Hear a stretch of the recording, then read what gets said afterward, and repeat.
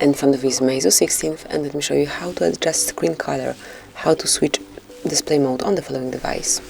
So at first you have to open the settings, then find and select display and brightness, and here scroll a bit lower. Now click on display mode, and as you can see now you can pick one from the following list. So this is the adaptive option. You can pick standard, photo, as you can see it's more vivid, or dynamic. Just pick the color mode that you like the most. Maybe I will stay with photo, and that's it, you can smoothly use it. And that would be all. This is it, this is how you can change the display. Thank you for watching, please subscribe our channel and leave the thumbs up.